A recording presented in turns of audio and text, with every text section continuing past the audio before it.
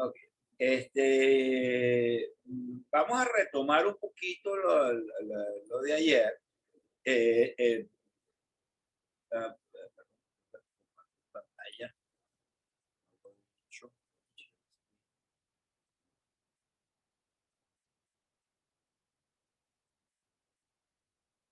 Ok, ya está en mi pantalla ya.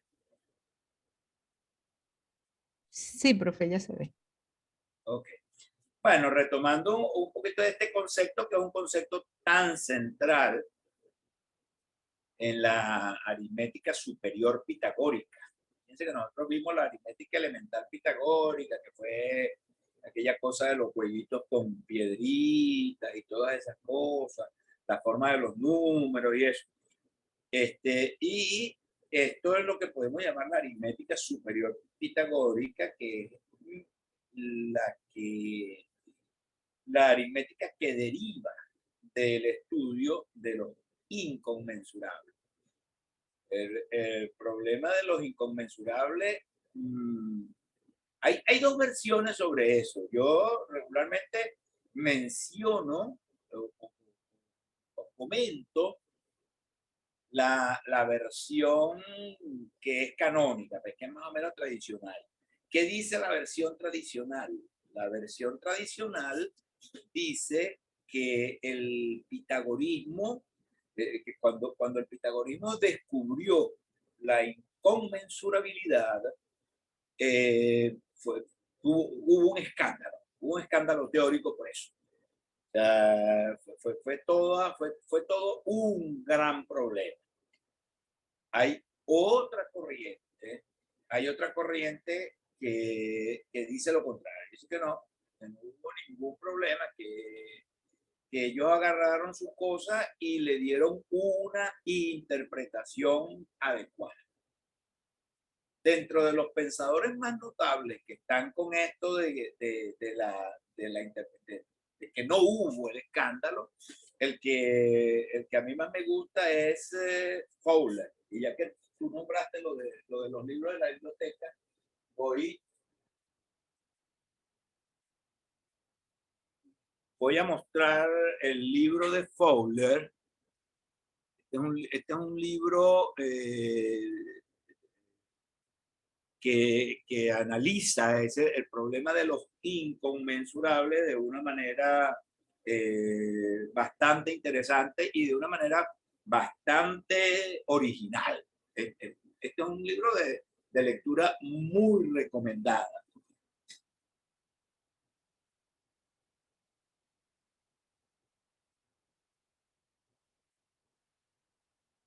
Quiero comentarles además que es un libro raro. Ese es un libro que no se consigue en la red sino como usado. Y eso cuesta $150. La última vez que yo supe de él costaba $150 el libro usado. Usado. O sea que es un ejemplar raro, interesante y que, bueno. Entonces la otra corriente, que es lo que yo llamaría la corriente tradicional de la historia del pitagorismo, es que hubo un escándalo, que hubo incluso temor entre los pitagóricos y que incluso un pitagórico, Hipaso de Metaponto se llamaba, murió en el mar, asesinado por la secta porque echó a la calle el problema de los inconmensurables, ¿verdad? Ahora, ¿qué es lo que pasa? Que de alguna manera los pitagóricos, si fue verdad lo del escándalo, fue verdad lo del escándalo, los pitagóricos hicieron lo que suele hacer el matemático moderno. El matemático moderno a veces tiene una proposición que no está segura de si es, no está seguro él de si es verdadera o no, no la ha podido demostrar, pero escribe un paper diciendo, bueno, si esto fuera cierto, pasaría esto otro. Vamos, entonces de allí, de alguna manera, en este ambiente de la competencia profesional entre los investigadores de la ciencia, el matemático que publica un resultado sin estar seguro de si uno de los sostenes del resultado es verdadero, lo que está haciendo es como curarse en salud, pues, o sea, después dirá, bueno, sí,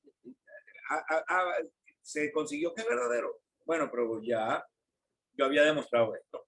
Entonces, esto que yo estoy diciendo es válido porque yo lo hice. Entonces, los pitagóricos parece que siguieron trabajando el concepto de razón y de proporción sin haber logrado definir lo que significaban esos dos conceptos para los inconmensurables. En el libro 10 de Euclides, el libro 10 de Euclides es toda una teoría de los inconmensurables. Lean por lo menos las primeras, ya yo les dije que el libro 10 de Euclides es el libro más largo, el más difícil, el más, bueno, Simón Estevin lo llamó la cruz de los matemáticos, la cruz de los matemáticos, pero las primeras 10 proposiciones del libro 10 son muy interesantes porque ahí van a ver reflejados ustedes muchas de las cosas que hemos venido conversando aquí en este curso. ¿Verdad? Y entonces allí ven más o menos el sustento de la historia de la que hemos estado hablando. Entonces, quien resuelve definitivamente el problema de los inconmensurables es Eudoxo, el de la escuela platónica, y lo resuelve con esta definición que comentamos ayer, que es la definición 5.5 del libro de Euclides. Bueno, lo resuelve primero, define lo que es razón, pero finalmente define lo que es una proporción, que es lo que es lo que le interesa al pensador griego, porque el pensador griego, hoy nosotros no necesitamos de esto. ¿Por qué no necesitamos de esto? Simple y llanamente porque tenemos el concepto de números reales, ¿verdad? Y entonces nosotros, a la inconmensurabilidad de la diagonal de un cuadrado con su lado, sencillamente la llamamos raíz de 2. Sencillamente decimos t sobre l es igual a raíz de 2. ¿Verdad? Y entonces el concepto de número real nos permite a nosotros ser muy cómodos en nuestro manejo de todas estas cosas. Ellos no habían construido nada de eso, y lo que tenían además era una profunda intuición geométrica. Entonces, Eudoxo elabora esta definición que redacta Euclides de esta manera. ¿Quién sabe cómo? Posiblemente cuando Euclides la recibió de una forma incluso más difícil de lo que está acá. Y con esa vocación pedagógica de Euclides que es innegable, a pesar de que el tipo no es como muy animador, que digamos, ni muy comentarista, ni nada. Él expone su teoría y se acabó. Él no expone motivos, ni expone ninguna de esas cosas que uno consigue hoy en los libros modernos. Entonces, la definición de Eudoxo se dice que una primera magnitud guarda la misma razón con una segunda, que una tercera con una cuarta, cuando cualesquiera equimúltiplos de la primera y la tercera excedan a la par, sean iguales a la par o resulten inferiores a la par, que cualquiera equimúltiplos de la segunda y la cuarta respectivamente, y tomados en el orden correspondiente. Bueno, eso es tan sencillo como esto. Aquí tenemos la diagonal y el lado de un cuadrado, y aquí tenemos la diagonal y el lado de otro cuadrado. Por supuesto, el de abajo es más chiquito, es un cuadrado más chiquito que el de arriba. Y entonces tenemos múltiplos de la diagonal al grande, múltiplos del lado grande, múltiplos de la diagonal pequeña, múltiplos del lado pequeño. Pero es las posiciones relativas entre esos múltiplos son las mismas en el modelo del cuadrado grande como en el modelo del cuadrado chiquito. Eso es lo que quiere decir esa definición 5.5. Es decir, que si yo tengo a 10L entre 7 de mayúscula y 8 de mayúscula, entonces 10L minúscula también va a estar entre 7 de minúscula y 8 de minúscula. Si yo tengo a 4D entre 5, 4 de mayúscula, entre 5 L mayúscula y 6 L mayúscula, entonces 5 de minúscula va a estar también entre 5 L minúscula y 6 L minúscula. Eso es lo que quiere decir esto. Y si llegaran a coincidir, como pareciera a veces, cuando uno ve esta figura, ser el caso entre 5D y 7L, entonces si coinciden en uno, van a coincidir en el otro, 5D, 7L. Realmente uno sabe que aquí no coincide porque esto, bueno, traté de tomarlo con la diagonal y el lado de dos cuadrados, realmente. ¿De acuerdo? O sea, está hecho a escala de un cuadrado y entonces aquí realmente no hay coincidencia. En realidad 5D está un poquitico más adelante de 7R. Cuando coinciden, lo interesante es cuando coinciden, es decir, esto de que sean iguales a la par. Sean iguales a la par. Si hubiera una coincidencia, entonces estamos en el caso de una razón conmensurable, de razones conmensurables que pueden terminar en número. Entonces, en términos modernos, pues eso se expresa de esta manera. Si M por D minúscula, si M por D mayúscula es menor que N por L mayúscula, entonces M por D minúscula es menor que N por L minúscula. Si es igual, igual. Si es mayor, mayor. ¿No? Ok, esa es la... Y entonces se llaman proporcionales las magnitudes que guardan la misma razón. Entonces nosotros podemos decir la diagonal y el lado, las diagonales y los lados de los cuadrados son proporcionales entre sí. Podemos enunciar eso de esa manera a partir de la definición 5.6.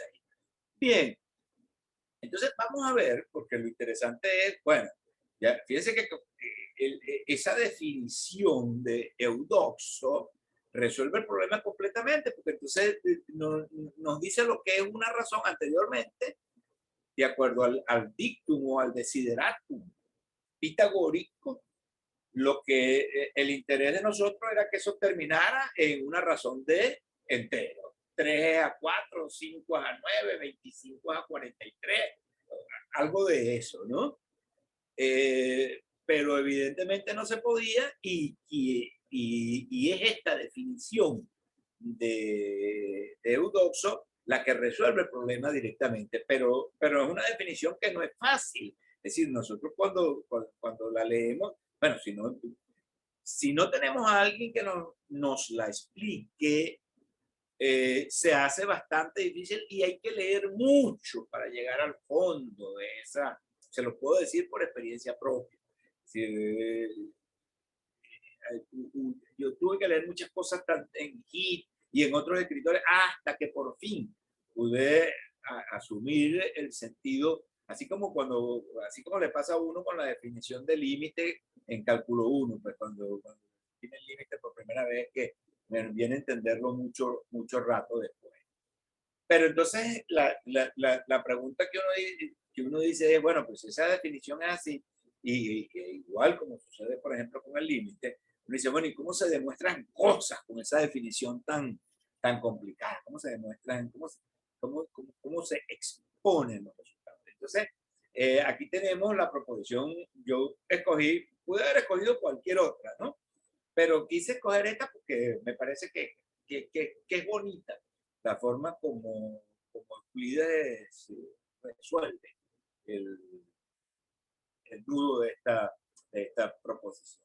Entonces, si una primera magnitud guarda la misma razón con una segunda, que una tercera, una cuarta, cualesquiera equimúltiplos de la primera y la tercera guardarán la razón con cualesquiera equimúltiplos de la segunda y la cuarta respectivamente, tomados en el orden correspondiente. Bueno, ya vimos que en términos modernos eso lo que quiere decir es que si yo tengo A es a B como C es a D, entonces si yo multiplico esto por K y esto por K y esto por L y esto por L, la razón se va a mantener.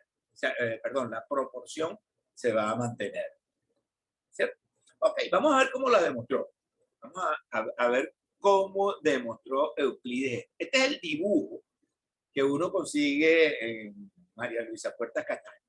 Aquí, fíjense que aquí tengo alfa y beta.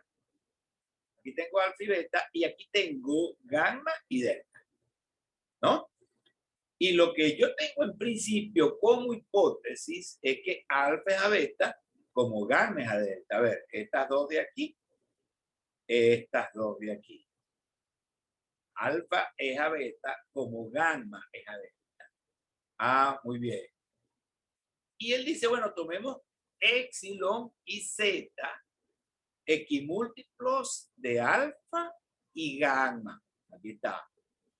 Epsilon es este, es múltiplo de alfa. Y zeta es este, y es múltiplo de gamma. Pero es el mismo múltiplo de gamma que epsilon de alfa, ¿no? Entonces, fíjense, eso lo puede escribir así. Esto no lo tiene, esto no, por supuesto, esto sí no lo van a conseguir en María Luisa Puerta Castaño. Esto lo estoy poniendo yo. Esto quiere decir entonces que epsilon es igual a P por A y Z es igual a P por gamma, a P por alfa. Y P por alfa, P por gamma. Muy bien, son equimúltiplos. Y entonces dice, bueno, y además dice que H y teta son equimúltiplos de beta y de delta. O sea, lo que la parte que nos faltaría.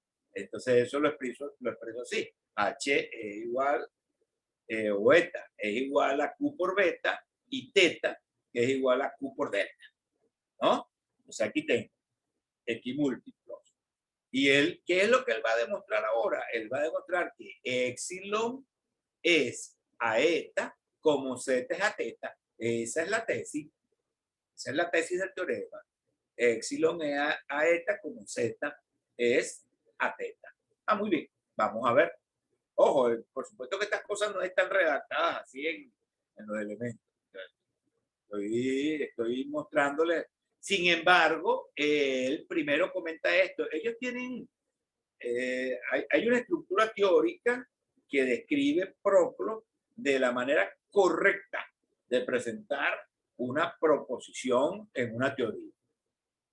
Y todas estas cosas tienen nombre. Ok, y ahora vamos a la demostración.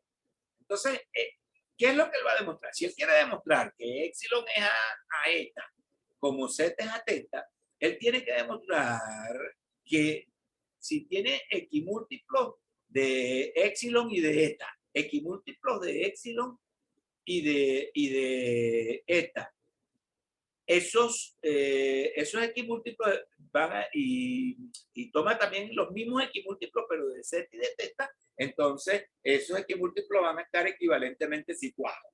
Es decir, si unos son mayores, los otros van a ser mayores, si unos son iguales, los otros van a ser iguales, y si unos son menores, van a ser menores. Entonces, bueno, él parte justamente de eso. Él dice, sean kappa, este que está acá, y lambda, este que está acá, equimúltiplos de epsilon z. Yo, ojo, si los estoy mencionando en griego, es porque María Luisa Castaño, María Luisa Puerta Castaño están en griego, ¿no? ¿De acuerdo? Entonces, por ejemplo, Hit no hace eso. Hit le pone caracteres latinos a estas cosas. Pero como estoy tomando el dibujo justamente de María Luisa, los pongo en griego como lo tiene ella. Entonces, sean kappa, que es este que está aquí, y lambda, que es este que está aquí, equimúltiplos de epsilon z. Muy bien. Entonces, eso quiere decir que kappa es R epsilon y lambda es RZ, ¿no? Y ahora también sean mu y nu equimúltiplos de eta, teta.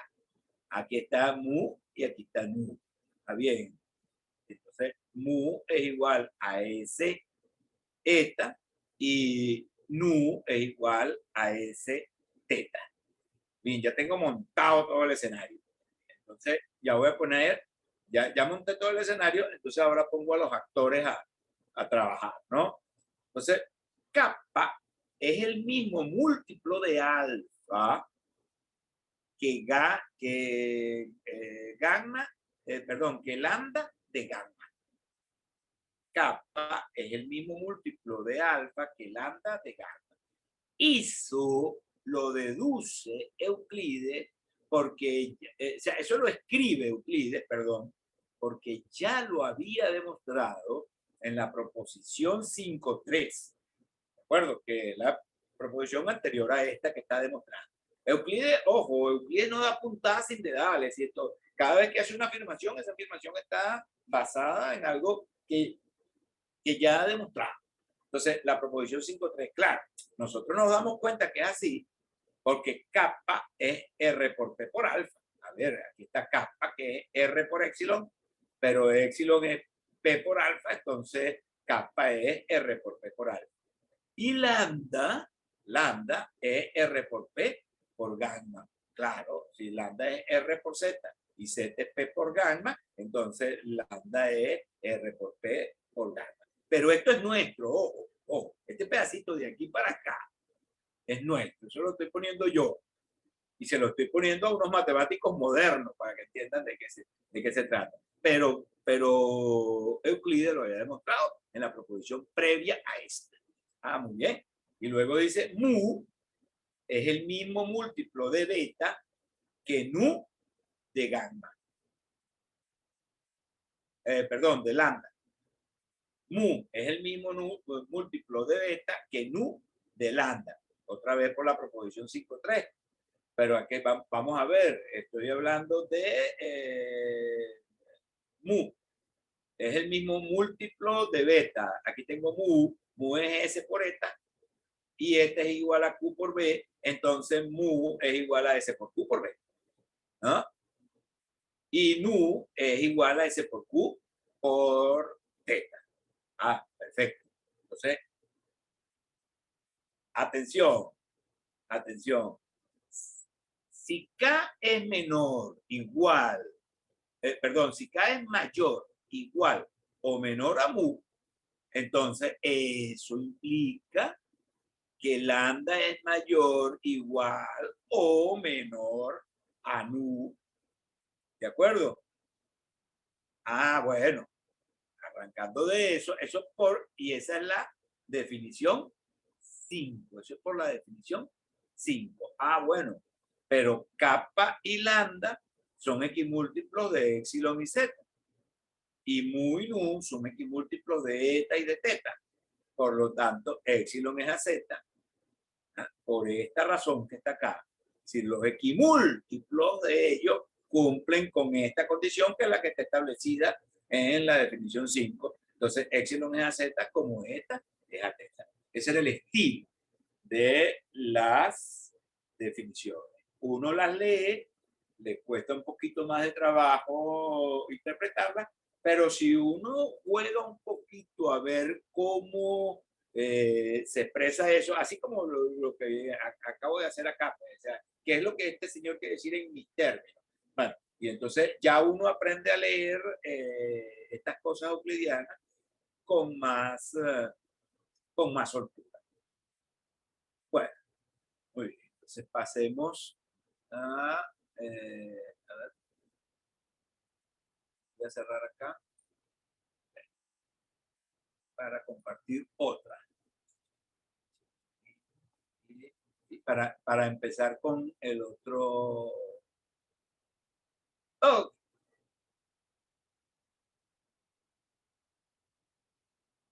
Oh, muy bien, muy bien. Entonces, vamos a entrar, fíjense, estábamos viendo, hasta aquí estábamos viendo cómo se construyó el concepto de razón y proporción para los inconmensurables, que además tuvo la inteligencia de incluir en ellos los conmensurables, de manera tal que entonces todo tipo de magnitud, cualquier par de magnitudes de cualquier tipo que estaban involucradas, estaban recogidas en esa definición. Pero resulta que al amigo Euclides se le ocurre que las razones pueden compararse entre sí. Y entonces este es un paso de avance importantísimo. Posiblemente a él no se le ocurrió, pero lo que sí es seguro es que la definición que tenemos del orden entre las razones es euclidiana. A ver, esa es la definición 5-7. Fíjense que es la definición que viene después que defino lo que significa magnitudes proporcionales. La proposición 5-6 dice llámense proporcionales, etcétera, etcétera, etcétera, ¿no? Y entonces, posterior a eso, entonces él define lo que es un orden entre dos razones. Si tengo dos razones, una de ellas, y si no son iguales, o sea, si no están en proporción los términos de esas razones, entonces una de ellas va a ser menor que la otra o va a ser mayor que la otra. ¿Verdad? Entonces, fíjense cómo la define. Dice, entre los equimúltiplos, cuando el múltiplo de la primera excede al múltiplo de la segunda, pero el múltiplo de la tercera no excede al múltiplo de la cuarta, entonces se dice que la primera guarda con la segunda una razón mayor que la tercera con la cuarta. De nuevo, estamos en estos casos donde hay que pensar mucho, hay que organizar mucho para entender esto a partir de una primera lectura, ¿no? Pero en esencia es esto. Si yo decir que A es AB, es una razón mayor que C es AD, significa que tengo enteros M y N, tales que M por A es mayor que N por B, pero M por C es menor o igual a N por D. O sea, si esta, dice, el múltiplo de la primera excede al múltiplo de la segunda. M por A excede a N por B. Pero el múltiplo de la tercera no excede al múltiplo de la cuarta. Entonces es menor o igual. Ahora, la pregunta, si uno ve esto aquí, ¿esto es para todo par de enteros M y N o para algunos enteros M y N? ¿Alguien me puede aventurar una idea? Si alguien me aventura la idea, me levanta la mano. O sea, la pregunta es, ¿esto estaría cuantificado existencial o universalmente?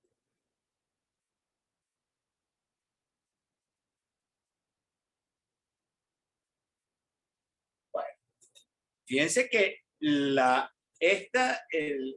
orden entre las razones, cuando estoy hablando de que una razón es mayor o menor que la otra, prácticamente estoy negando la proporcionalidad. Es decir, el orden entre las razones niega la proporcionalidad, pero la proporcionalidad me establece una condición universal.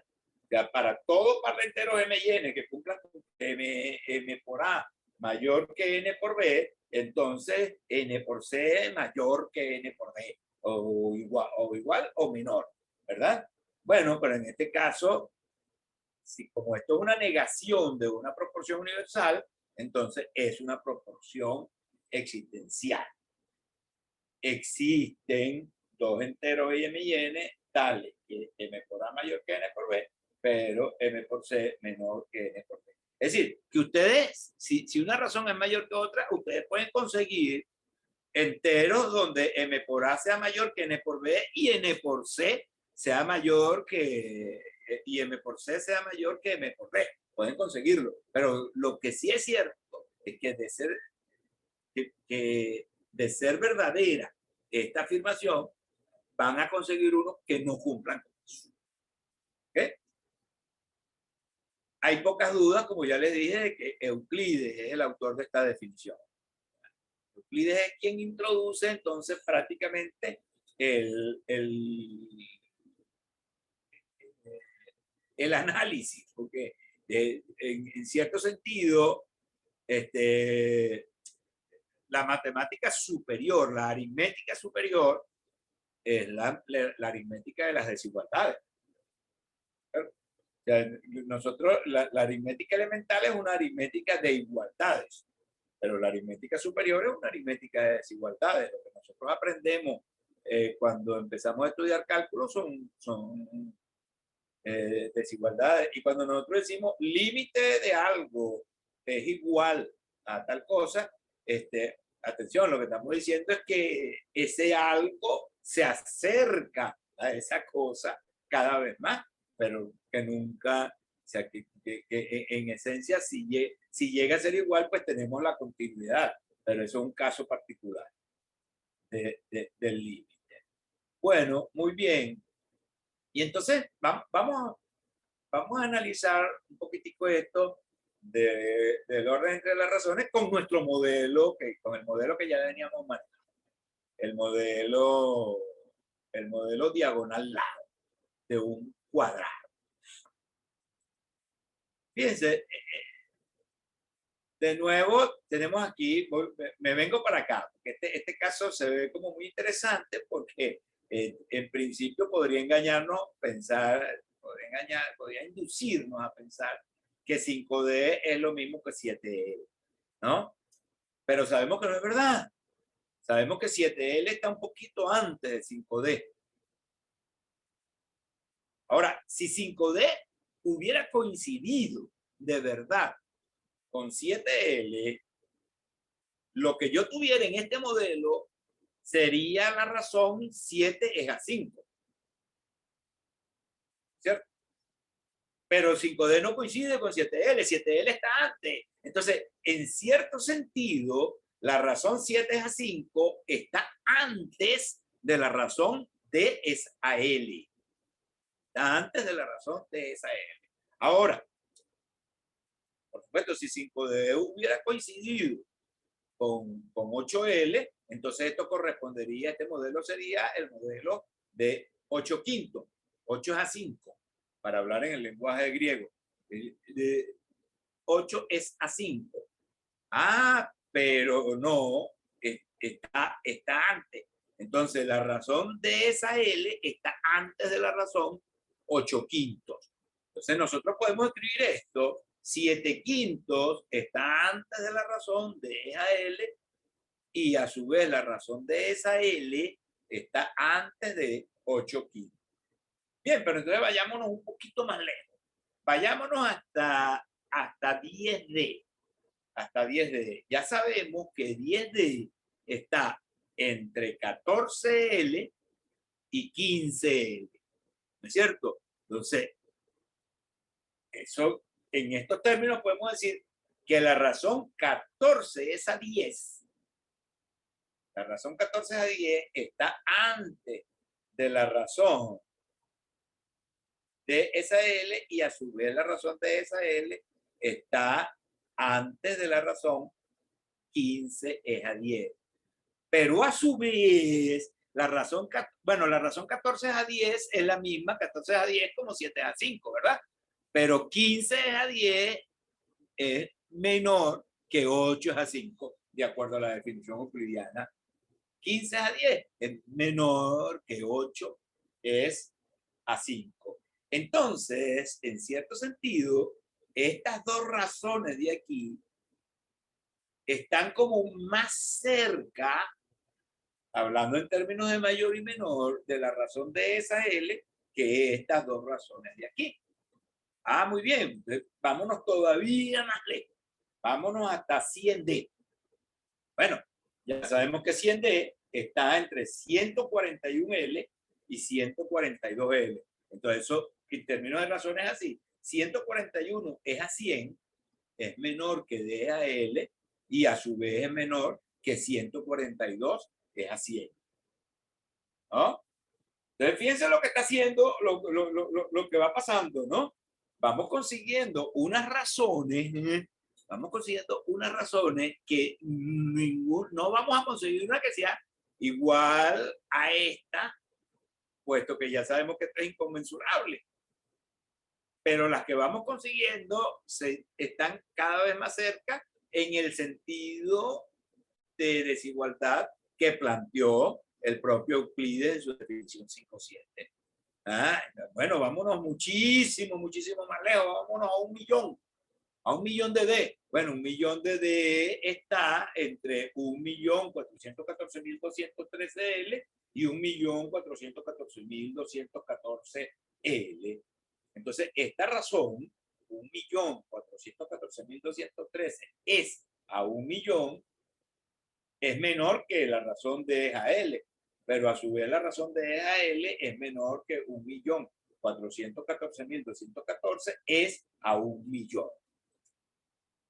Atención, atención, Euclides no hubiera podido llegar nunca a esto. A esto llegamos nosotros porque porque hemos pasado por muchas cosas en la vida, hemos pasado por el conocimiento de la notación posicional, hemos pasado por el conocimiento de los números arábicos, tenemos una cosa que se llama decimales, que los griegos nunca tuvieron decimales, y entonces nosotros, a partir de ese conocimiento que tenemos, podemos, pero en todo caso, escribiéndolo de esta manera, escribiéndolo de esa forma, estamos acercándonos más al pensar griego que al pensar nuestro, por supuesto. Pero la idea que surge después de la definición 5.7 es que una razón de inconmensurables se puede aproximar mediante razones de conmensurables, y que hay unas razones de conmensurables que están más cerca de esa razón inconmensurable que otras razones, que algunas otras. ¿De acuerdo? Y entonces podemos establecer un proceso. Fíjense que esto es un proceso de alguna forma de tijera, pues, un proceso en que vamos acercándonos por ambos lados de la razón inconmensurable. Muy bien, muy bien. Entonces, vamos a ver ahora algunas cosas que sí hicieron los griegos con ese concepto.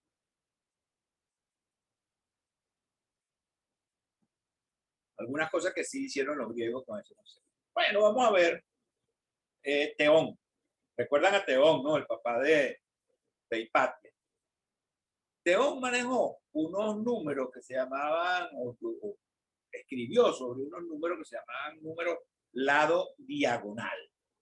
Vamos a ver, esos números vienen en pares, en una secuencia de pares. Una secuencia de pares. Lo primero, vamos a llamarlo L sub n, por supuesto, L por supuesto de lado, y D sub n, D por supuesto de diagonal. Entonces, los dos primeros son iguales a 1. Muy bien. Y luego tenemos esto, 2 y 3. Vayan viéndolo, porque luego quiero ver si ustedes me pueden ir dando la continuación de la secuencia. Tengo 1, 1, 2 y 3. Luego tengo 5 y 7. Con estos tres me pueden dar, piensen unos 3 minutos, para ver si me pueden dar la continuación de la secuencia.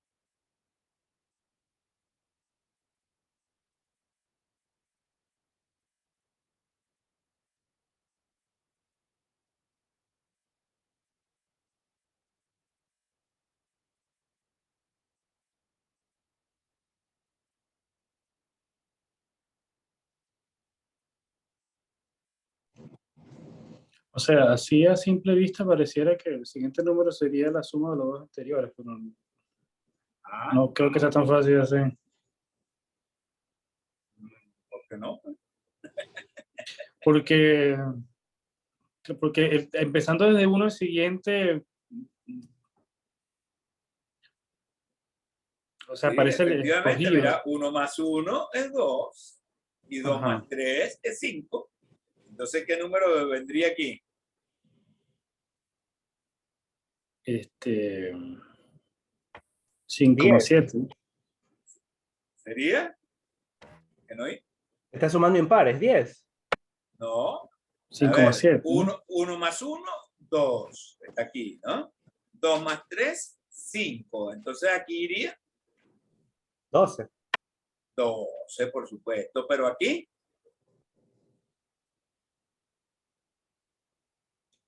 lo que hice horizontalmente aquí, lo voy a hacer verticalmente aquí. 17. Exactamente. Exactamente. 12, 17. Y así, lo que estoy haciendo, los que vienen aquí son la suma de los dos que tengo arriba y los que vienen aquí son la suma de los dos, pero de los dos que tiene arriba, pero en la columna de al lado. ¿Ah?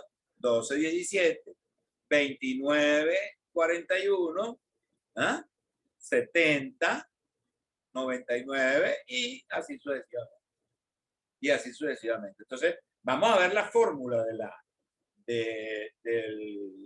los números. Bueno, L1 y de su 1 valen 1A.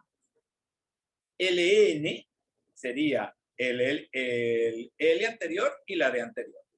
Simplemente. Las que están en la fila de. Mientras que Dn es el L anterior, el L anterior y el L en su misma fila. El L en su misma fila y el L anterior. ¿De acuerdo? Esta sería la fórmula. Pero hay algo muy interesante en esto, porque este L sub n ya está expresado de esta manera. Entonces esto me quedaría 2 veces L sub n menos 1 más T sub n menos 1. Esa sería la fórmula de D sub n. 2 veces el anterior, 2 veces el L anterior más 2 más 1, 3. Efectivamente. 4 más 3, 7. 10 más 7, 17. 24 más 17, 41. Así sucesivamente. Pero esta presentación, esta forma que está aquí, nos dice una cuestión muy interesante.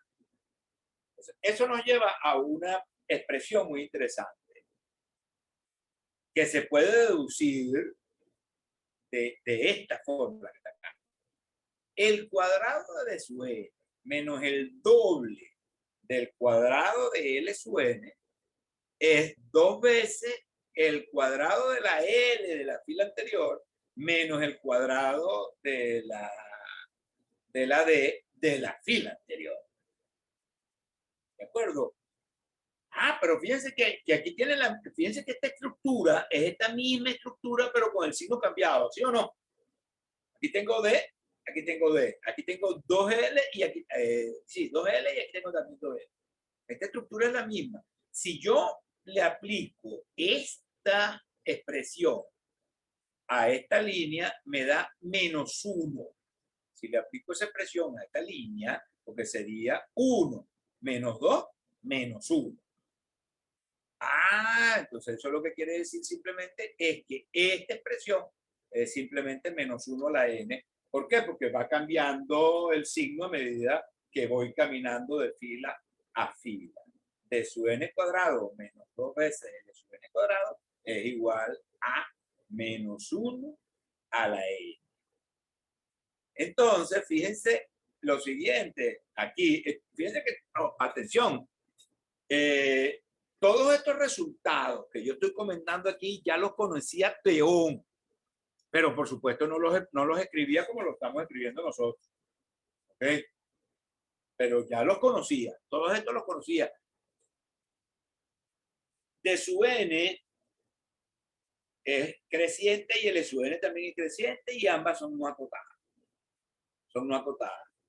Pero esta igualdad que está acá yo la puedo dividir por el cuadrado de L sub n. Si yo la divido por el cuadrado de L sub n, me queda D sub n sobre L sub n al cuadrado menos 2 es menos 1 a la n sobre L sub n cuadrado.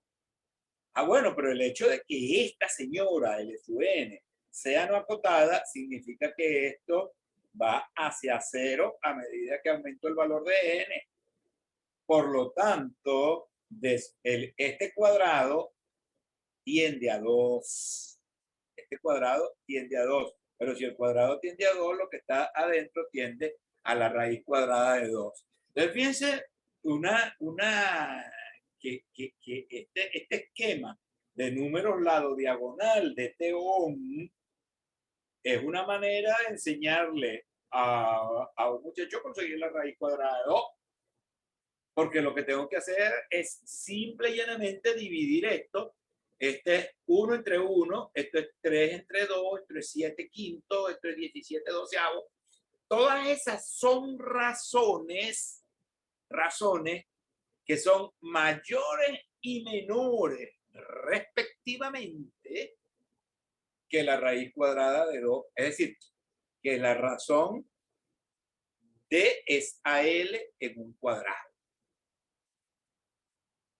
Todas esas, si 1 es a 1, 3 es a 2, 7 es a 5, 17 es a 12, 41 es a 29. Y son, unas veces están por encima y otras veces están por debajo, pero evidentemente a medida que avanzo en la progresión, están más cerca. De una manera, esto es todo un algoritmo para que un estudiante calcule la raíz cuadrada de 2. Es más, incluso con esto uno le puede dar un criterio de error, puesto que si son valores alternantes, si unas veces están arriba y otras veces están abajo, basta con que yo reste 2 aproximaciones sucesivas para saber la cantidad de decimales que tengo, la cantidad de decimales exactos que tengo. ¿De acuerdo? Entonces, bueno, prueben a ver, por ejemplo, 99 entre 70. 99 entre 70. A mí me da 1.4142857114. ¿Ah? Fíjense además, lo violenta que es la convergencia de esa secuencia de teoría. Si uno tiene un estudiante que está aprendiendo la raíz cuadrada o que un estudiante que le pregunta a uno, mire, profesor, ¿y cómo se calcula eso? Entonces le pueden mostrar los números lado diagonal de teoría. Esa es una. Okay. Pero aparte de esta cuestión que nos da el sentido de introducir esto en el discurso que estamos haciendo, en lo que estamos hablando, porque esto entonces cuadra con lo que habíamos visto anteriormente.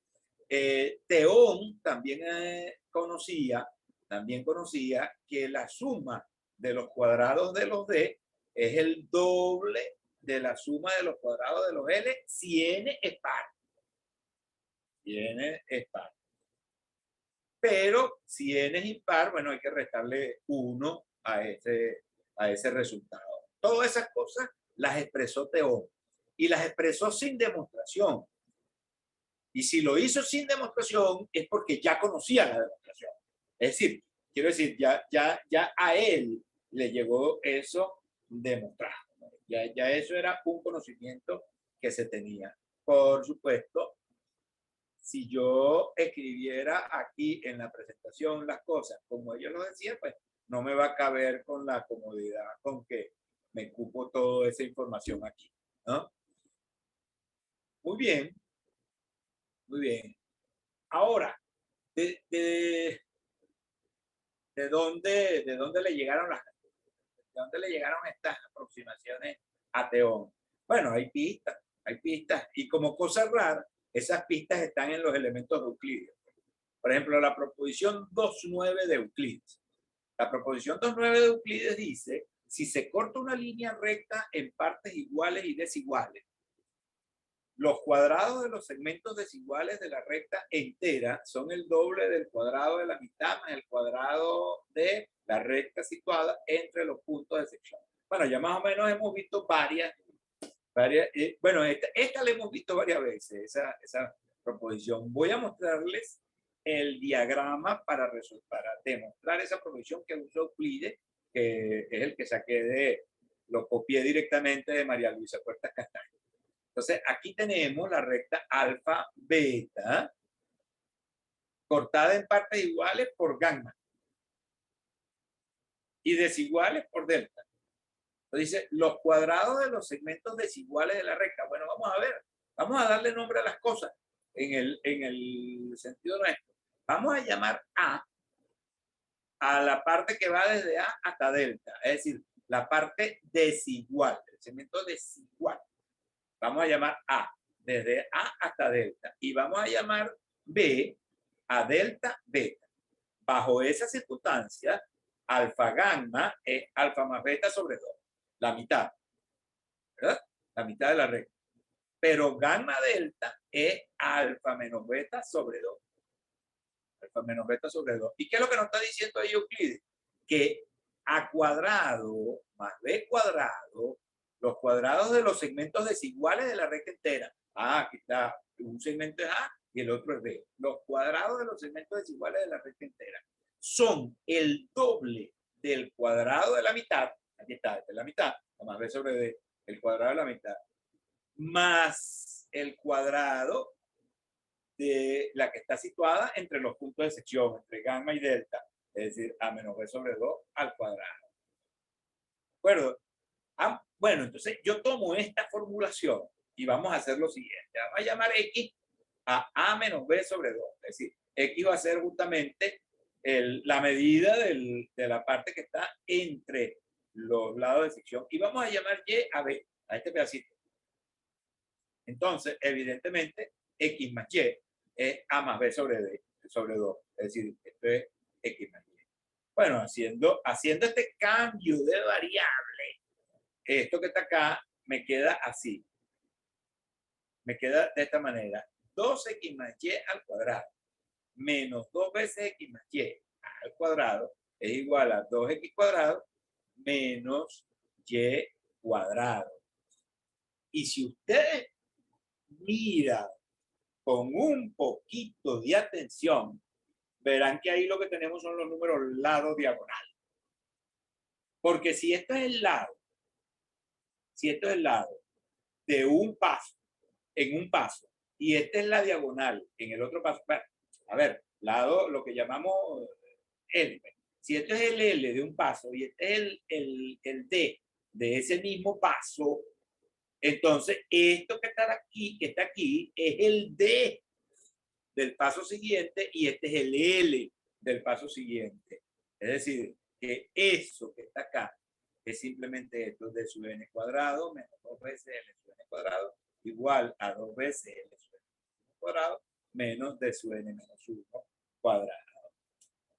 Entonces, esto que está acá, esta proposición 2.9 de Euclides, muestra que con toda seguridad, recuerden que dijimos que el libro 2 es el más pitagórico de los 13 libros de Euclides. Bueno, esto está claro que viene de la tradición pitagórica y que por supuesto el utilizar esta estrategia como forma de aproximar las razones como forma de aproximar a la razón inconmensurable diagonal lado en el cuadrado por medio de razones conmensurables, pues ya tiene también tradición pitagórica.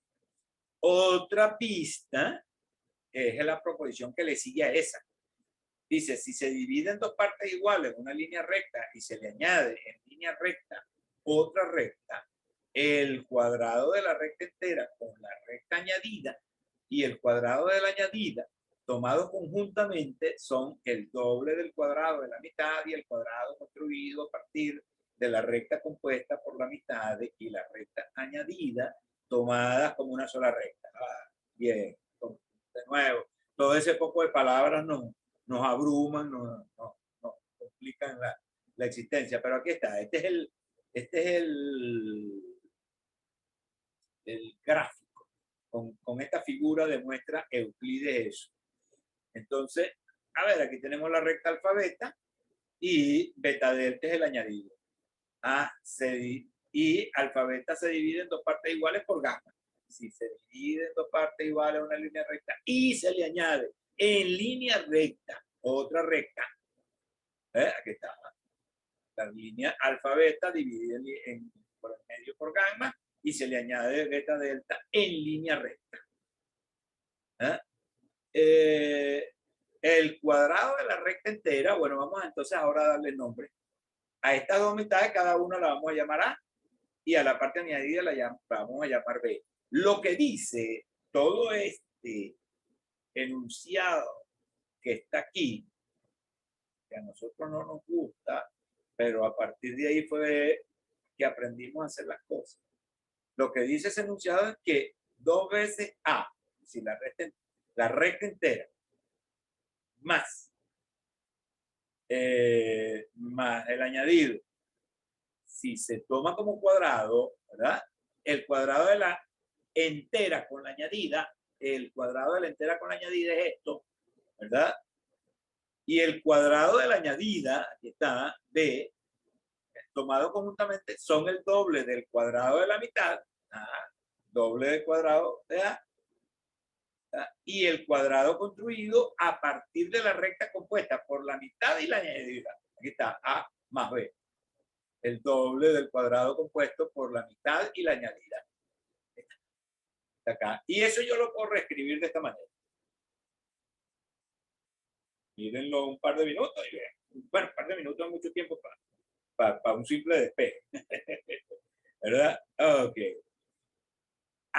Muy bien, pero esta es la misma situación en que estábamos anteriormente. Este es el D, perdón, el L de un paso y este es el D de ese mismo paso.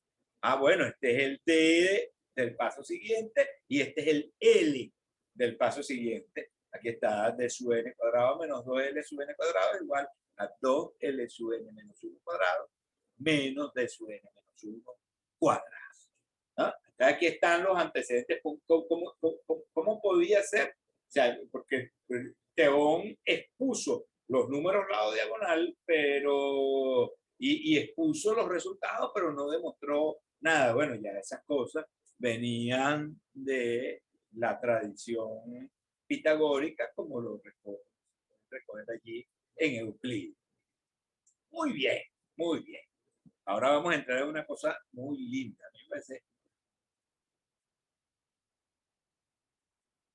que esta es una de las partes más interesantes del asunto, porque ahí es donde estos señores pues demostraron su genialidad. Yo no lo voy a comparar a dioses como hizo Proclo, pero de que demostraron genialidad, la demostraron.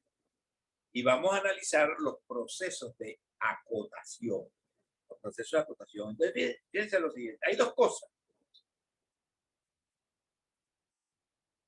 que son imposibles en la geometría de los elementos. Una, encontrar una magnitud máxima absoluta. Encontrar una magnitud que sea la más grande de todas las magnitudes. Eso es imposible y sin importar de qué clase sea la magnitud. Y eso está garantizado por la definición 5.4. Recuerden que la definición 5.4 se dice que guardan razón entre sí las magnitudes que al multiplicarse pueden exceder una a la otra. Eso dice la definición 5.4. Pero eso no es otra cosa que el principio de Arquímedes. Eso es lo que nosotros conocemos como principio de Arquímedes. El principio de Arquímedes dice, dados dos números reales A y B, siempre es posible conseguir un entero m tal que m por b sea mayor que a.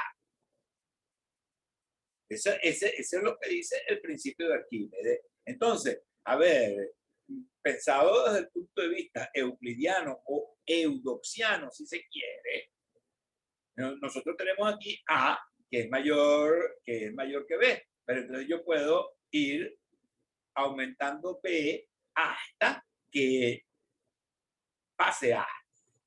Hasta que pase A. Siempre, siempre lo puedo hacer. Ahora, fíjense eso. Hay una manifestación de esa proposición que no es matemática, que es la famosa fábula de la liebre y la tortuga, ¿verdad? La liebre estaba segura de que la tortuga no le iba a ganar nunca y entonces se echó a dormir, al quedarse dormido mantuvo la magnitud fija y entonces la tortuga fue haciendo múltiplos de una magnitud más pequeña hasta que logró superarla y ya cuando la liebre se despertó, pues ya ni de ninguna manera podía alcanzarla, ¿no?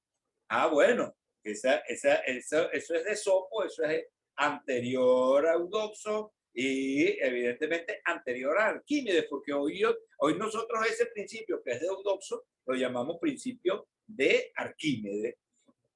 ¿De acuerdo? Ah, muy bien. Y así como no es posible conseguir una magnitud máxima absoluta, tampoco es posible conseguir una magnitud mínima absoluta. Tampoco. Y eso está garantizado por la primera proposición del libro 10 de Euclides, que lo voy a leer. La voy a leer.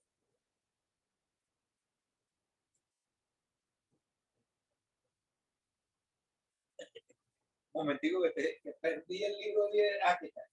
Aquí lo tengo.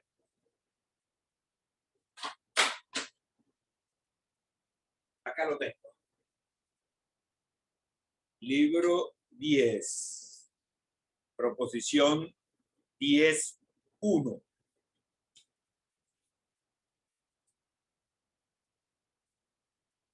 Dadas dos magnitudes desiguales, si se quita de la mayor una magnitud mayor que su mitad y de la que queda una magnitud mayor que su mitad y así sucesivamente, quedará una magnitud que será menor que la magnitud menor dada. ¿De acuerdo? Entonces, ¿qué es lo que está diciendo Euclides? Vamos a verlo gráficamente. Él va a hacer sustracciones mayores que la mitad. Aunque luego que demuestra esta proposición, reconoce que tomando la mitad también va a suceder eso. ¿De acuerdo? Bueno, sustracciones mayores que la mitad. Entonces aquí tenemos esta cantidad A, que es bastante más grande que esta magnitud A, que es bastante más grande que la magnitud B. Bueno, yo le quito, sí, la mitad es como por aquí, bueno, le quito más de la mitad, ¿verdad? A todavía me queda más grande que B, ¿no? Entonces la mitad de este es como por aquí, ¿no? Entonces le quito más de la mitad, ¿no? Todavía me sigue quedando más grande que B. Ah, bueno, la mitad es como por aquí. Le quito más de la mitad, bueno, ahora sí. Eventualmente, mientras le esté quitando más de la mitad, eventualmente voy a llegar por aquí a una cosa que es menor que esto que está acá. Esa es la forma inversa del principio de lo que llamamos hoy el principio de Arquímedes, que es la forma inversa de la definición 5.4. Y a ustedes no les extrañará saber que para demostrar la proposición 10.1 necesito la definición 5.4. Por supuesto, la base para demostrar esa proposición es la definición 5.4. Por cierto, hay mucha gente hay muchos autores que son críticos de esta proposición porque dice que no se utiliza sino en el libro 12 y ya vamos a ver cómo se utiliza en el libro 12. Un segundo. Ya vamos a ver cómo es que lo utiliza Euclides y Arquímedes Arquímedes, cómo la utiliza,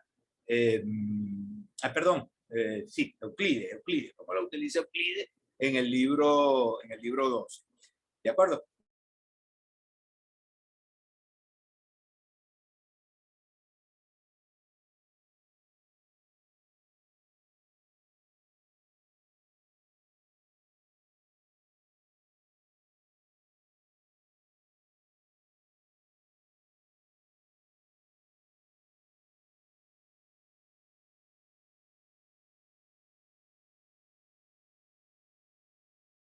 en un número finito de pasos. Y vamos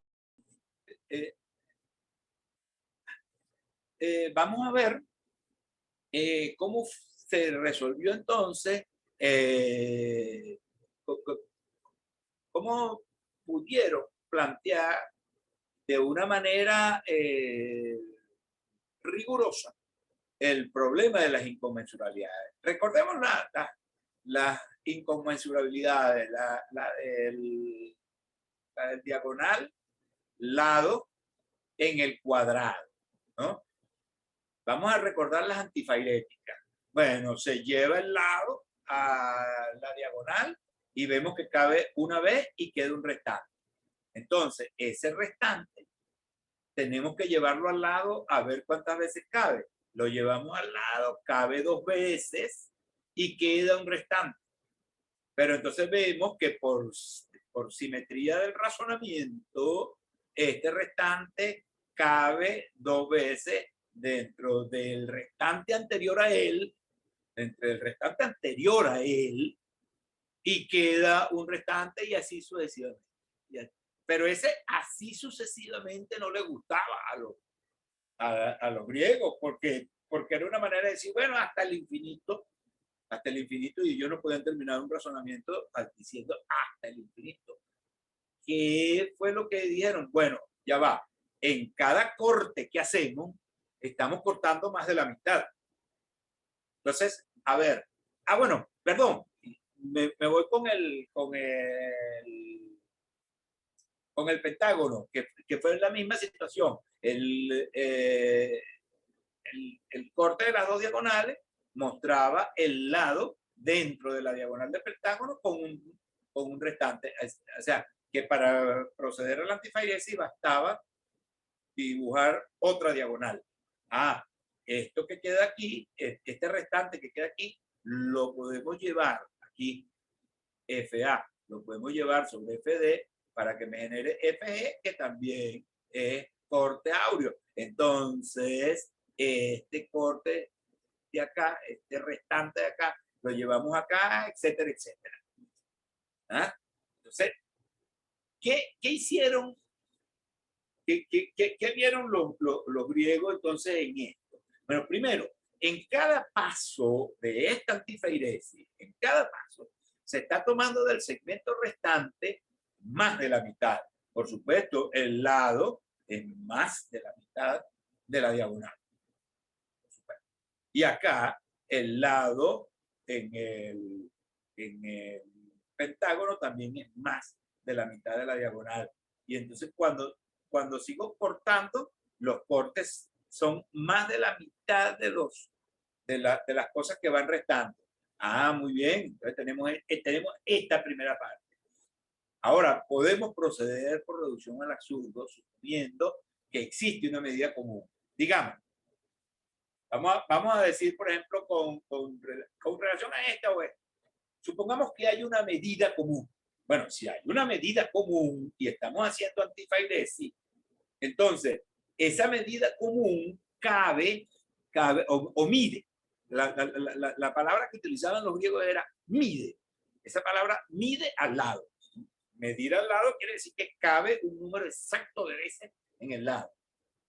Y también cabe un número exacto de veces en la diagonal. Mide a la diagonal, pero también mide a los restantes que se van generando por la antifairesis.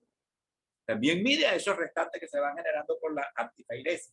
Entonces, esa medida común va midiendo a todos esos restantes, pero por la proposición 10.1 hay un momento en que uno de esos restantes es menor que la medida común. Y entonces eso es absurdo. ¿Cómo va a medir una medida a algo que es menor que ella?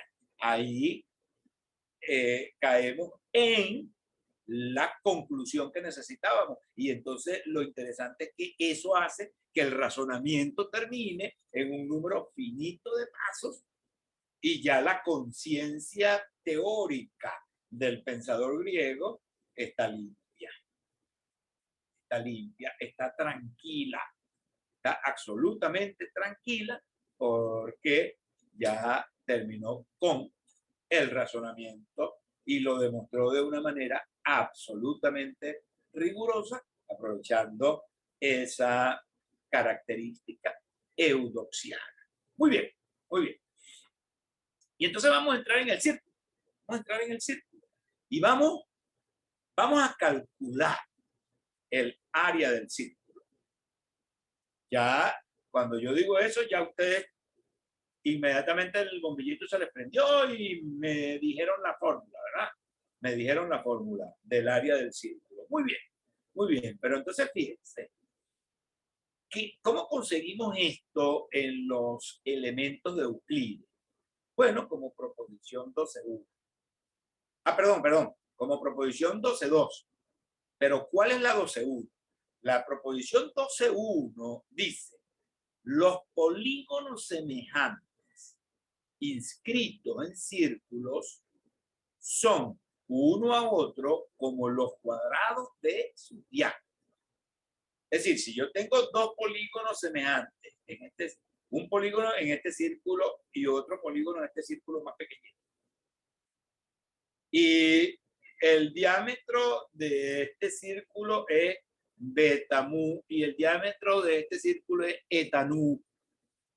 Bueno, el área de este polígono es al área de este otro como el cuadrado construido sobre este círculo es al cuadrado construido sobre este diámetro es al cuadrado construido sobre este diámetro. ¿Sí? Eso es lo que dice esta proposición que está acá. Esa proposición la pueden encontrar ustedes. Es una proposición sumamente sencilla.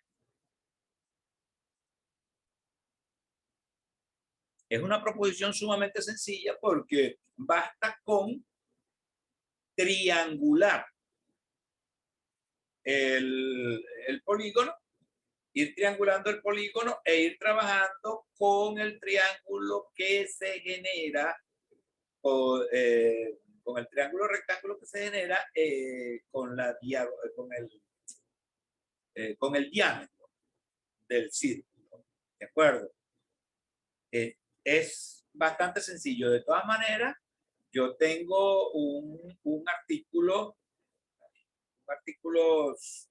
que se llama Pi desde su base. Quien esté interesado en ese artículo me lo pide y se lo mando, aunque si lo buscan por Google, Pi desde su base Douglas Jiménez, lo van a conseguir. Pero si quieren que yo se los mande, yo se los mando también. Donde tengo la demostración de esto y la hago en términos muy modernos. Ahora, desde el punto de vista histórico, ¿qué importancia tiene eso? Bien, la demostración, como le estoy diciendo, se realiza por triangulación de los polígonos. Pero hubo un personaje que se llamaba Antifón, que él simplemente dijo, bueno, un círculo es un polígono de infinitos lados. Claro, en aquella época había que ser valiente para eso, porque Aristóteles lo descarga. Aristóteles dice, bueno, los matemáticos razonan de una manera, pero no pueden razonar como Antifón. No pueden razonar como Antifón. Pero ¿qué es lo que pasa? Que ese tipo de afirmaciones, aun cuando uno no las considera, cuando uno está situado en ese sentido al lado de Aristóteles, aun cuando uno no las considere valederas, ese tipo de afirmaciones, ellas lo ayudan a uno a ser inductivo, a aplicar la inducción y también la intuición, ¿cierto? Entonces, si esta proposición es verdadera, como se demuestra rigurosamente, los polígonos semejantes inscritos en círculos son uno a otro como los cuadrados de su diámetro, eso debe suceder también con los círculos. Antifón no tenía duda, porque Antifón decía, bueno, pues un polígono es un círculo es un polígono, regular con infinitos lados. O sea, que ya con esto, ya Antifón tenía con la demostración de esto. Nosotros no, porque sabemos la diferencia que hay entre lo finito y lo infinito. Y sabemos lo peligroso que es afirmar desde lo finito a lo infinito. O sea, podemos conjeturar desde lo finito a lo infinito, pero no afirmar. Bueno, muy bien, entonces justamente la proposición 12.2 del libro de Euclides a otro como los cuadrados de sus diámetros. Un segundito. Ya, continúo con esto.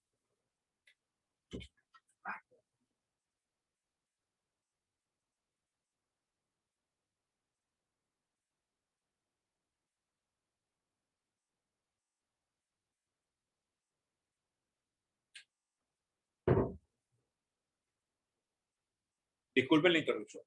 Bien, los círculos son uno a otro como los cuadrados de su diámetro. Bueno, vamos a ver. Vamos a ver cómo es eso. Esta es la figura que utiliza, Euclides para hacer esa demostración. Esa demostración no es de Euclides. Esa demostración es o bien de Hipócrates o bien de Eudoxo. Este Hipócrates no es el médico, es el matemático. Este Hipócrates de Quíos, que tiene, aparte de esto, tiene otros resultados muy interesantes. Por ejemplo, lo de la lúnula de Hipócrates, que es todo un tema bien interesante, ¿verdad? Entonces, la demostración le llega a Euclides bien por Hipócrates o bien por Eudoxo. Y fíjense ustedes, esa es una demostración que hace uso de polígonos inscritos, polígonos regulares inscritos. A nosotros siempre nos han dicho, la demostración se demuestra el área del círculo utilizando polígonos inscritos y circunscritos. Tal que sea. La demostración de Hipócrates y de Eudoxo solamente utiliza polígonos inscritos. Y esta es la figura que utiliza Euclides para demostrar. La técnica de demostración de Euclides consiste en una doble reducción al absurdo que está sostenida en la tricotomía. A ver, ¿cómo es eso? Bueno, nosotros sabemos que entre dos razones cabe una sola de estos tres símbolos. O la primera es mayor, o la primera es menor, o la primera es igual. Si yo supongo que es mayor y llego a una contradicción, me quedan estos dos. Entonces todavía me queda suponer que es menor y llegar a otra contradicción. Ahí está la doble reducción al absurdo. Es decir, él supone esto primero, supone esto después, y ambas le dan una conclusión, entonces ya no le queda más remedio de que admitir que lo que sucede es esto que está acá, es la igualdad. Bien, y el método, la otra técnica para la demostración es el método de exhaustión, utilizando la proposición 10.1 sobre los polígonos inscritos en el círculo. Vamos a analizar esa demostración con suficiente detalle. Quiero mostrarles, bueno, a lo mejor no se ve allí bien. Aquí está. Aquí está. Esta es la proposición, fíjense, ahí está el dibujo. Ahí está el dibujo. Y esta es una proposición cuya demostración lleva 1, 2, 3 páginas y una fracción. 3 páginas y cuarto, más o menos. Vamos a tratar nosotros de demostrarla en 2 pantallas de Beamer, ¿no? Entonces, a ver, aquí tenemos, esto lo sacamos tengo aquí C1, este C1 es el círculo que aparece allí, C2 es el círculo menor, C2, y aquí tengo un área sigma de comparación. Entonces, voy a referirme a los polígonos inscritos, PN, los que están inscritos en C1, y QN, los que están inscritos en C2. ¿Cierto? ¿Y qué hace Hipócrates? ¿Qué hacen Hipócrates y Eudóxo? Ellos comienzan el razonamiento con el cuadrado, con P4. Pero luego siguen con P8, empiezan a doblar el número de lados dentro de los círculos. Y entonces generan lo que nosotros vamos a llamar sobrantes. ¿Cuáles son los sobrantes? Bueno, los sobrantes es esta partecita que está acá, esto que está acá, lo que queda fuera de lo que queda en el círculo fuera del polígono. Entonces sería C sub, en el caso del primer círculo, C sub 1 menos Pn, y en el caso del segundo círculo, C sub 2 menos Qn. Y además vemos que cada polígono de doble número de lados consume más de la mitad del sobrante del polígono que tiene la mitad de esos lados. Consume más de la mitad. Esto que está aquí es toda una afirmación que hay que demostrar. Yo no lo voy a hacer, pero ustedes lo van a leer en el libro de Euclides. Y este rectangulito que ustedes ven acá, este rectangulito Z epsilon, sí, Z epsilon kappa, este rectangulito es el que se usa, es la herramienta para demostrar esto que está acá, que cada polígono de cierto número de lados consume más de la mitad del sobrante que dejó el que tenía la mitad de su número de lados. Y por supuesto, esta es la clave para aplicar la proposición 10.1, el hecho de que esté consumiendo más de la mitad. Ah, muy bien. Y entonces vamos a la primera reducción al absurdo. La primera reducción al absurdo, fíjense, esto que está aquí, esto que acabo de escribir, es exactamente lo que queremos demostrar. Ojo, esto es exactamente lo que queremos demostrar. Queremos demostrar que el cuadrado construido sobre este diámetro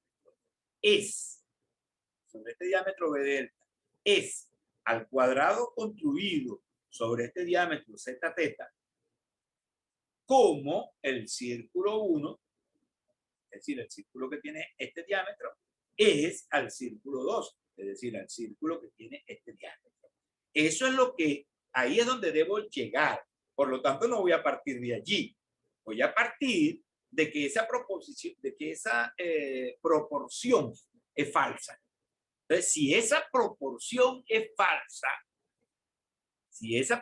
falsa, estas tres magnitudes, beta delta cuadrado, zeta teta cuadrado y C sub 1, tienen una cuarta proporcional, esto se llama cuarta proporcional, tienen una cuarta proporcional que no es C sub 2. Bueno, vamos a llamarla sigma, y él la representa con este dibujo que está aquí. Entonces, supongamos que lo que sucede sea esto. El cuadrado en beta delta es al cuadrado en zeta teta, como C sub 1 es a un área sigma, que no es C sub 2, que es distinta de C sub 2. Bueno, pero si es distinta de C sub 2, puede ser mayor o menor. Bueno, vamos a suponer en principio que es mayor, que es menor. Esa área es menor que C sub 2. Supongamos que el área es menor que C sub 2. Muy bien. Por la proposición 10.1, ahora voy a utilizar esto que tengo acá. Por la proposición 10.1 existe un número de lados tal que el sobrante que le queda a C sub 2, el sobrante que deja C sub 2 con respecto a ese polígono es menor que la diferencia entre C sub 2 y el área que dimos.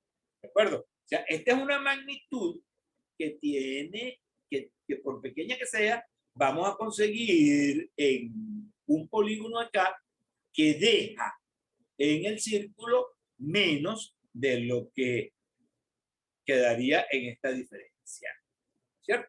Ah, bueno, pero aquí tengo C sub 2 y aquí tengo C sub 2. Entonces eso quiere decir que Q sub n, este polígono, es más grande que sigma. Continúo. Por la proposición que acabamos de ver de los polígonos, los polígonos están entre sí como los cuadrados de su diámetro.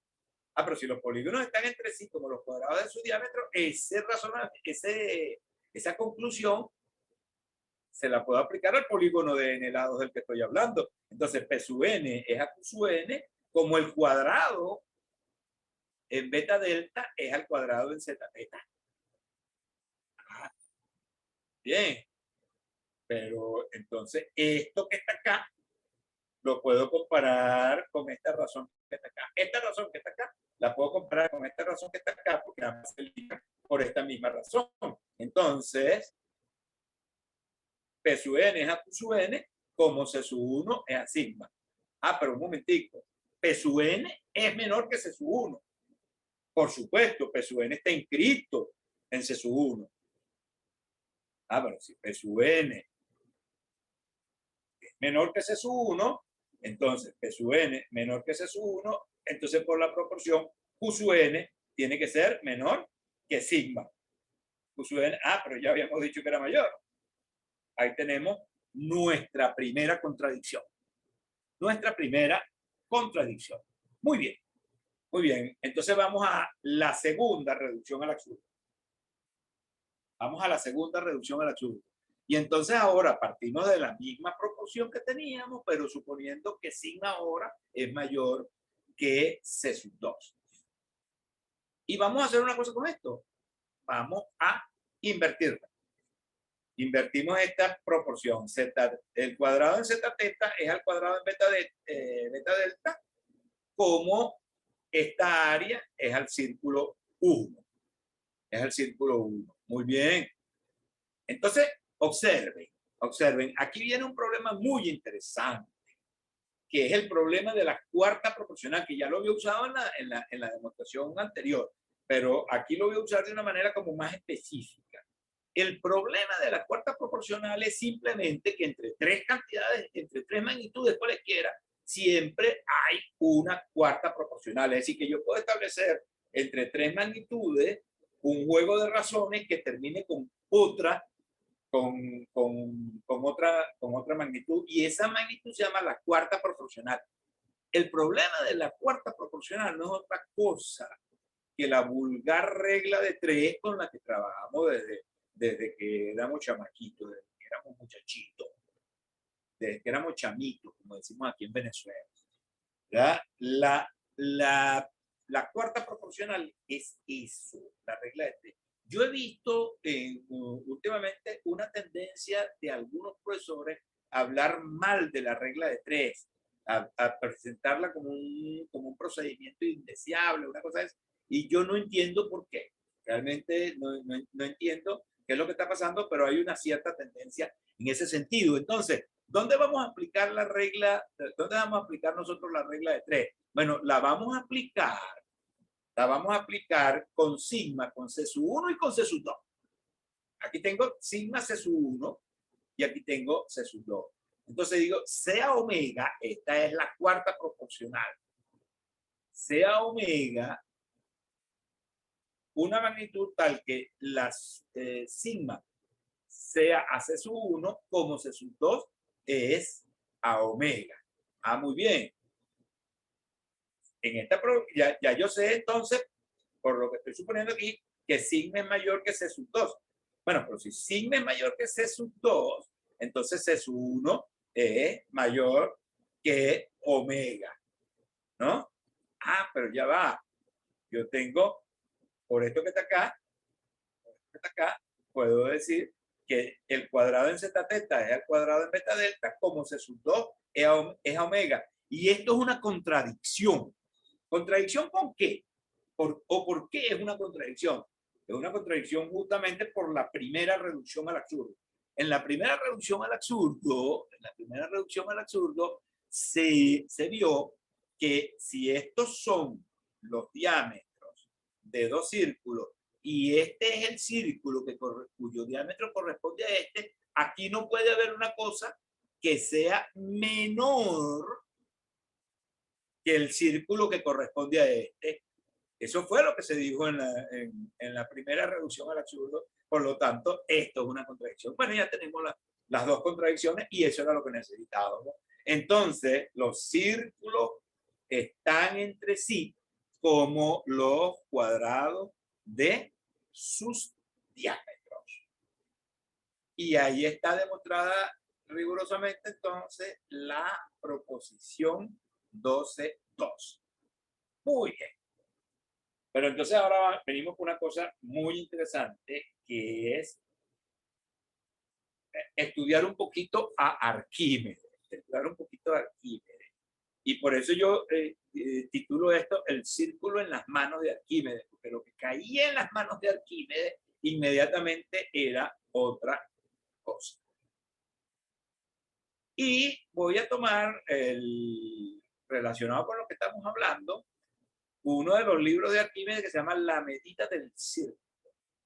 La medida del círculo, que es la primera proposición de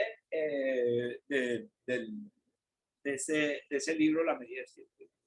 Estas letras C, K, R y L no están en Arquímedes. Bueno, la K, nada más la K.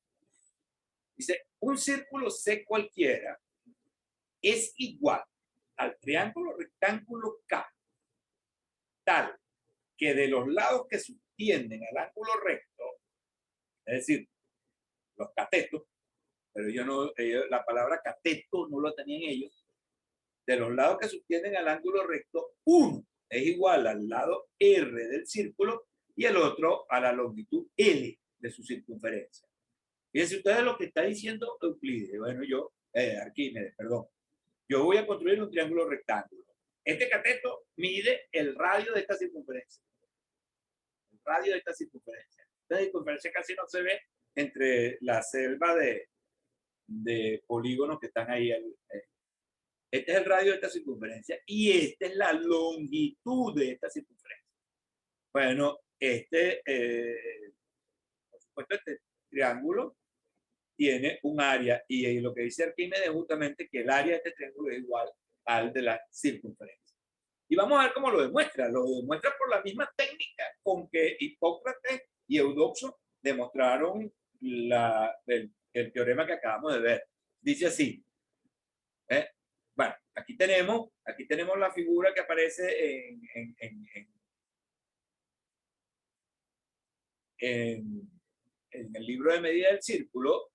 Llamamos R, esto lo añadí yo, R el radio del círculo, L la longitud de la circunferencia, y vamos a llamar a los polígonos inscritos, vamos a designar a los polígonos inscritos con P minúscula, y al igual que Hipócrates y Eudoxo en la demostración anterior, él arranca de un cuadrado y luego va con el octágono y luego va con el dodecágono, con el de 16 lados, etc. ¿no? Va doblando los lados. Entonces, con estos polígonos inscritos hace su primera reducción al absurdo. Y él dice, supongamos, entonces, que este C tampoco está en el libro. Esto se lo estoy añadiendo yo. Esta parte se la añadí yo a la figura para que se entienda. Aquí tengo uno de los polígonos inscritos en el círculo C.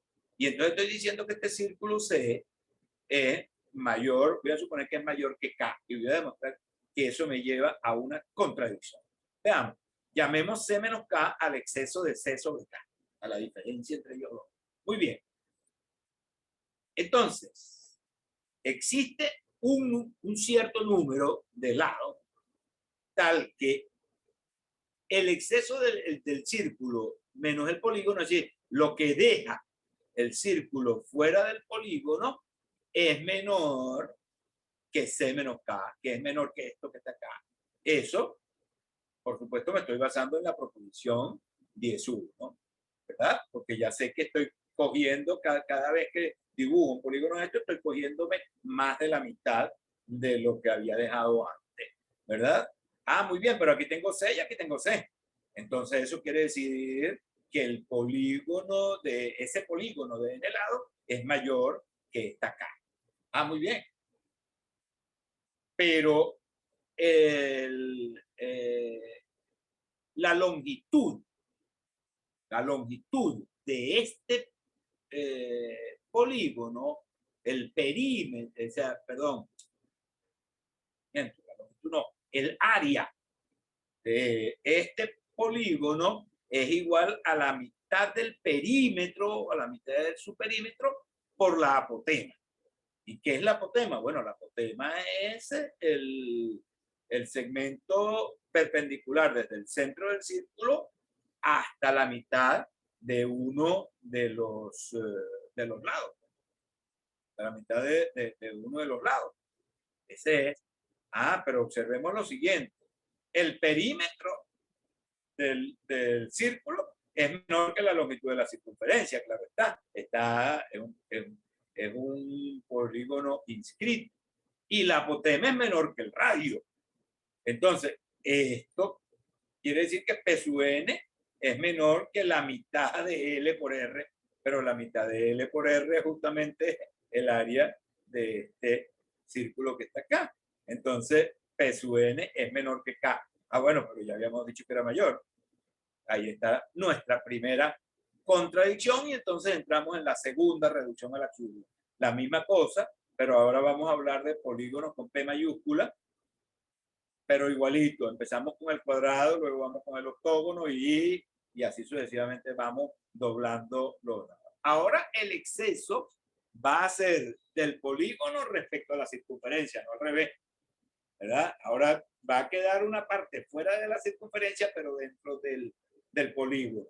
Y de la misma manera, a medida que voy pasando, o sea, que voy aumentando el número de lados, ese exceso lo voy reduciendo y lo reduzco además en más de la mitad.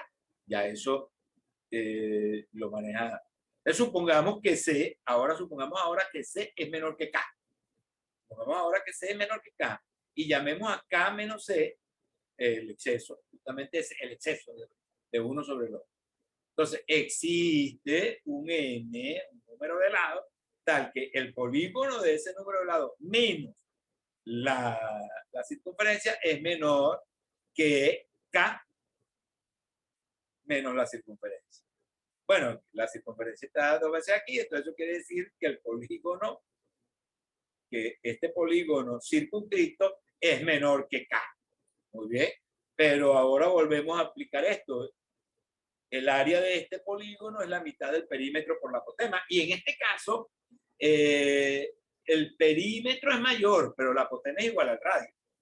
El perímetro es mayor que la longitud de la circunferencia, es circunscrito, pero la apotema es igual al radio. Entonces, P sub n es mayor que la mitad de L por R. Ah, pero si P sub n es mayor que la mitad de L por R, lo que estamos diciendo es que P sub n es mayor que K, que contradice a esto que está aquí. Es el perímetro es el polígono mayor que K y menor que K. Contradicción. Entonces no queda más remedio que C sea igual a K. Bueno, estoy viendo ya que se me acabó el tiempo y entonces igual como siempre pues estoy abierto a las preguntas, ¿qué pasaría con...? No he vuelto a ver a Mireya por aquí. No, aquí estoy.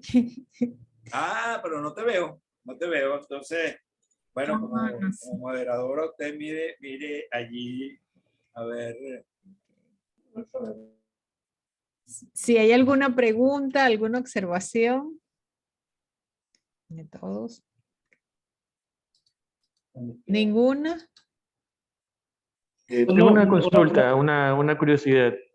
En las explicaciones que hizo el profesor hace un momento, podemos ver ahí lo que hace sobre el círculo, pero en ningún momento le escuché decir acerca de pi. Ellos no tenían no trabajaron con ese número pi porque era irracional o cuál era la cuestión. Tú sabes que yo tengo un artículo, Mario, que se llama pi, la letra griega que los griegos no usaron. En realidad, los griegos no podían llamar a eso pi. Lo que viene a continuación es la explicación de eso que tú me estás preguntando, que lo voy a terminar de decir mañana, ¿no? Porque ya se me acabó el tiempo. Pero ciertamente los griegos no... Mira, el uso de pi para referirse a la relación circunferencia-diámetro data del siglo XVI. Data del siglo XVI. Y quien impone... el matemático que la propone es William Jones, pero quien la impone, o sea, quien hace que pi se quede con carta de residencia dentro de la matemática, la letra pi para representar esto, quien hace eso es Euler, ¿verdad? Nosotros llamamos a esa relación circunferencia-diámetro, le llamamos pi por Euler. Pero realmente, bueno, los griegos no pudieron llamarla pi porque llamarla pi era suponer que había un número que los griegos no tenían números reales. Simplemente es eso, ¿no? Ok, profesor, muchas gracias. Okay. Si te interesa el artículo se llama así, pi, la letra griega que los griegos no usaron. También se consigue en la red. O sea, tú escribes esas cosas con mi nombre y lo vas a conseguir en la red. Lo vas a conseguir Ok, lo voy a buscar, profesor. Lo voy a buscar. Yo también te lo puedo pasar si me lo pides por correo. Ajá, ¿alguna otra pregunta? ¿Ninguna? ¿Ningún comentario? ¿Algún Profe, comentario? un comentario, una preguntita. Ajá. O sea, es ¿Quién como un pregunta? comentario-pregunta. Ah, Jesús. Es un Dime, comentario-pregunta. Ajá. Ahora que estamos hablando de la aritmética superior de los pitagóricos, hoy día, o sea, en la modernidad, eso se estudia con la axiomática de Birkhoff. Claro, ¿No? O sea, claro. esencialmente, bueno, resolver el problema de los números reales y las mediciones geométricas diciendo que la recta está en correspondencia benéfica con los reales. ¿Qué opina usted de eso, profe? O sea, como geómetra e historiador, si ve alguna ventaja o se le ha quitado importancia a la geometría en los currículos modernos por ese tipo de enfoque. No, ninguna. Lo único que hemos demostrado es que la aritmética y la geometría son una sola cosa. Eso prácticamente fue el trabajo de Descartes. O sea, demostrar que... Y luego nosotros vimos, bueno, mira, todo eso es parte de una axiomática porque, a ver, la idea que nosotros tenemos de una recta, esa es una idea que es absolutamente carente de práctica. O sea, nosotros nunca vamos a poder ver una recta.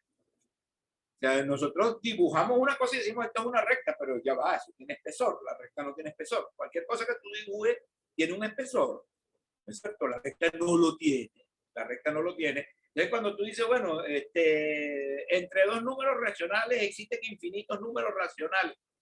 ¿Cómo digiere uno eso desde un punto de vista de pensar que la recta es una instancia física? De ninguna manera, eso es indigerible. Eso es absolutamente indigerible, pero es absolutamente necesario. Entonces nosotros tenemos, o sea, la visión, el poder hacer que la geometría y la aritmética sean una sola cosa, o el análisis, más bien, pero lo que pasa es que el análisis es la aritmética de las desigualdades, ¿verdad? Porque uno puede pensar en aritmética desde el punto de vista de teoría de números y es otra cosa. pero desde el punto de vista de la aritmética de lo continuo, que siempre es una aritmética de desigualdad, ¿eh? Bueno, la recta, la recta y el conjunto de los números reales son exactamente la misma cosa, pero fíjate que ni existen números reales. O sea, yo también tengo un libro que se llama ¿Qué tan real son los números reales?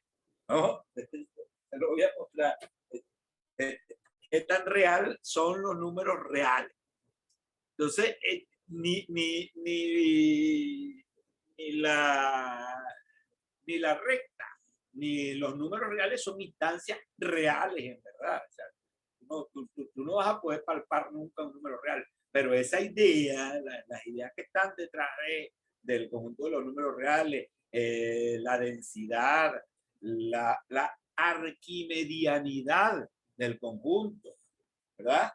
Si el universo es finito, por ejemplo, no es arquimediano.